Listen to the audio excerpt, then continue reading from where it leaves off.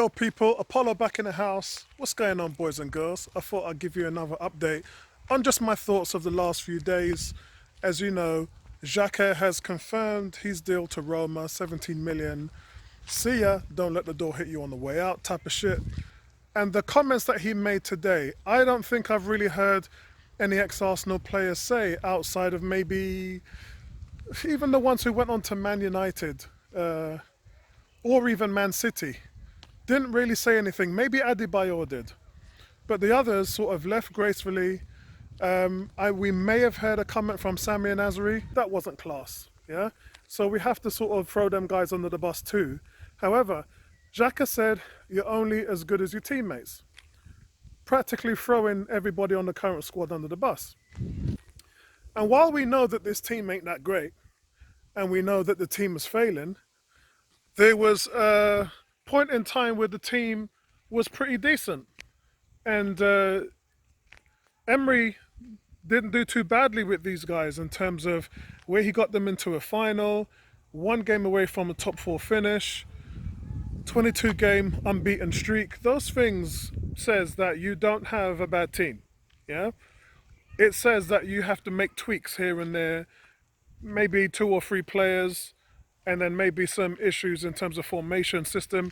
Emery, much like Arteta, didn't know who his best 11 was, but his midfield with Guendouzi and Torreira were way more rock solid than the midfields that we're seeing now. The midfields that we're seeing now, and Partey hasn't been great, he hasn't been fit, but he hasn't been great, but the Xhaka-Ceballos pairing has been the worst I've seen for decades at Arsenal. So let's be fair, and that's the spine of your team. The midfield is where you supply help to the defenders and assist the forwards in their creative play. And our midfield was doing neither. Credit to how he's got their defence to a point where they've been singing, and at times you're dealing with a goalkeeper who's a great shot stopper in Bernd Leno, but has very poor distribution and is average on set pieces. I think that for what Arteta's been able to do, you can't fix these type of problems in just one season or over a few years, and that's why everyone says, you know, trust the process. Whether we need to or not doesn't really make a difference. The most important thing is the board are trusting the process and they're giving Arteta the time to fix everything. But I digress. Xhaka says you're only as good as your teammates. Bro, you were a part of the team. It's the same thing in terms of where you have somebody like Van Persie who scored 30 goals a season. He was still doing that when he went to Man United. Says Fabregas, Thierry Henry. Those are quality players that provided at Arsenal and never had the kind of record or bottom of the league stats that we've seen from a few of the players that we've had over the last few years. But for you to then add in those words and discredit a few of your teammates in the media, well, you know what, mate? Yeah, let's just say goodbye to the last 4 years and leave it at that. I want to talk about Ben White though. Ben White is kind of baffling right now. David Ornstein reported something, and it's been going around Twitter for quite a while, to be honest.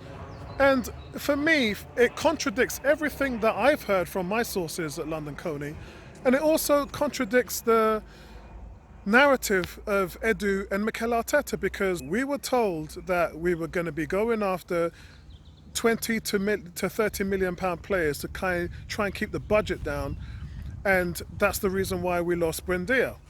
But not just that, but the midfield was a position of need. So if you were going to stretch yourself at one point, that's where it needs to be stretched. Here's where I'm getting at. There are confirmed reports of Arsenal's inquiry into Ben White. And while that's confusing, it just doesn't make sense. It doesn't add up. Now that's way out of Arsenal's ballpark in regards to what they have been going for. I mean, we've seen what a player like Thomas Partey is like in terms of his evaluation, 50 million euros. Yeah, fair enough. Hold your hand up, that's how much he's worth. Whether we can get the best out of him or not by giving him a tangible partner, that's a different question. But the player itself is quality, and I think we started to see that as we made our end of the season 5-game winning streak run. We started to see how much of a quality player he really is. But that's not the real problem. His evaluation, while crazy and up there, I think the main problem is we don't need a centre back. You have 5 or 6 centre backs that you can choose from, all young, all developing. And not just that, but while we say goodbye to one of our statesmen in David Luiz, you're actually bringing back William Saliba, a guy who you've paid 30 million for, by the way, and he's coming off loan to prove that he can make it happen. But even without him, your centre-back pairing is Gabriel and Rob Holding. And then Mari is backing up. Chambers doesn't need to worry because they're throwing him in at right back. But you can use Chambers if you need to. You can easily slot Suarez in at right back and throw Chambers in the middle. That's not a problem for this team right now. And let's remember, defence is not a problem for this team right now. Having the 3rd best defensive record in the Premier League, your concerns should be elsewhere. It should be your creativity in the midfield and what are you going to do with your 2 aging strikers in Aubameyang and Lacazette. So I'm really baffled why this Ben White link has come through. We don't need the player. We don't need centre-backs. And we certainly don't need to be spending 40, 50 million on one.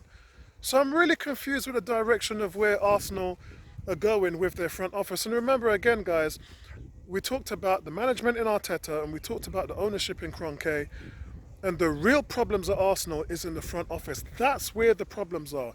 At this point in time, it's also the reason why we've had high attrition rates in that part of the business. You know, we've gone through the Gazidis, the Raul Sali, and it seems to be a revolving door at the moment at that part of the team. And it's happening because we're not getting it right. We're not getting that part of the club running the way we want to in order for us to be successful. And that's the reason why, yes, the owners take a little bit of responsibility for that because they're the ones that are employing them. And if that doesn't work, you see, changing the manager isn't gonna do nothing for the team, because if you still got the people who the manager's reporting to who are making mistakes, then it doesn't matter what manager you've got in place. The core foundation of the team needs to be looked at first.